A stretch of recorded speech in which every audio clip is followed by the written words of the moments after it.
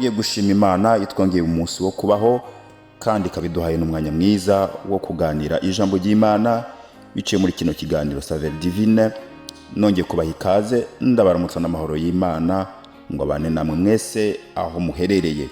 Dusoma ijambo ry'Imana dusanga mu Baroma igice c'10, turasoma duhereye ku murongo wa 13 tugeze ku murongo w'17. Abaroma 10 umurongo wa 13 tugeze ku murongo w'17.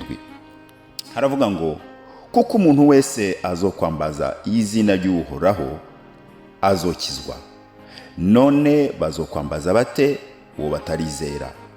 Kandi bazokwizera bate uwo batarumva? Kandi bazokumva bate atawabasiguriye ivyiwe? Kandi bazosigura ivyiwe bate batatumwe? Kuko handitswe ngwewe kuntu ibirenge vy'abazanye ubutumwa bwiza ari vyiza. Ariko abumviye ubutumwa bwiza si bose. Kuko Yesaya yavuze ati mwami ninde yemeye ivyo twumvise? Nukukwemera kuva kukumva, nukumva kuzanwa n'ijambo rya Kristo. Amen. Reka dusubiremo umurongo wa 17. Nukukwemera kuva kukumva, nukumva kuzanwa n'ijambo rya Kristo. Mu yandi majambo, ukwizera kuva mu by'umuntu yumvise, iby'umuntu yumva nabyo ni ijambo rya Kristo. Amen. Iki cyumweru dufise ijambo ry'Imana turiko turaganira, rifise umutwe uvuga ngo ijambo ry'Imana. Ijambo ry'Imana niyo teme dufise muri iki cyumweru guhera ku munsi wa mbere kugeza ku munsi wa gatanu. Turamaze guhezagirwa guhera ku munsi w'ejo, kandi ndizera yuko Imana izobandanya kuvugana natwe gushika ku munsi wa gatanu. Ijambo ry'Imana niki? Ijambo ry'Imana rifise akamaro akahe? Ijambo ry'Imana ritumarira iki twebwe abizeye, canke rifitiye umugambi nyabaki abatarizera? Haleluya. Tumaze gusoma aya majambo y'Imana, umukozi w'Imana Pawulo yandikiye iri shengero y'Abaroma, ariko arababwira ko agakiza canke kugororoka byagenewe abantu bose, baba Abayuda, baba Abagiriki, baba abantu bose, ubwoko bwose, amahanga yose, indimi zose. Agakiza kagenewe umuntu wese. Ariko ako gakiza kakomoka hehe? Agakiza gakomoka ku Mana, tukagaheshwa muri Yesu Kristo, umwana w'ikinege. Ijambo ry'Imana niyo teme dufise. Mu butumwa bwiza uko bwanditswe na Yohana igice ca mbere umurongo wa mbere, haravuga ngo ubwa mbere na mbere ijambo yariho, kandi ijambo yahoranye n'Imana, kandi uwo jambo ni Imana. Iri jambo ry'Imana turiko turavuga ni Kristo wenyene ubwiwe. Muri Bibiliya y'Ikigiriki tubona bakoresha ijambo logos, bivuze ngo ni ubwenge buva ku Mana, ni Kristo wenyene ubwiwe. Iri jambo iyo turivuga ni ukuvuga ngo tuba duterura Kristo wenyene ubwiwe, maze tukamuha ikaze mu mitima yacu, akicara mu mitima yacu, akaganza ubugingo bwacu. Pawulo yandika aya majambo atangura kuvuga ngo umuntu wese azokwambaza izina ry'Uhoraho, mu mahanga yose, ubwoko bwose, indimi zose, imiryango yose, yaba ari umuzungu, uwirabura, umwarabu, aba muri Amerika, muri Aziya, Afrika, Oceania, muri Europe. Umuntu wese azokwatuza akanwa kiwe akambaza Uhoraho, uwo muntu azohabwa agakiza. Imana ishimwe cyane.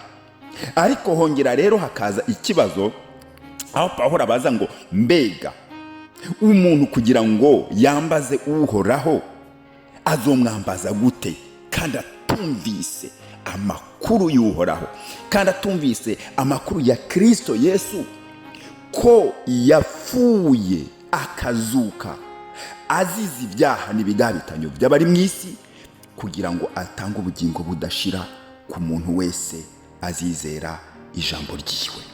Ni ikibazo Pawulo abaza ngo gute umuntu ashobora kwambaza iryo zina ry'uhoraho kandi akaryambaza atararyumva.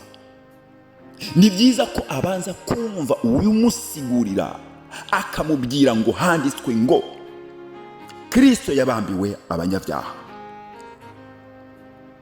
agasigurirwa ngo akabwirwa ngo kuko urukundo Imana yakunze abari mu isi rwatumye itanga umwana wayo w'ikinege kugira ngo umwizera wese ntapfe rubi ariko ahabwe ubugingo budashira.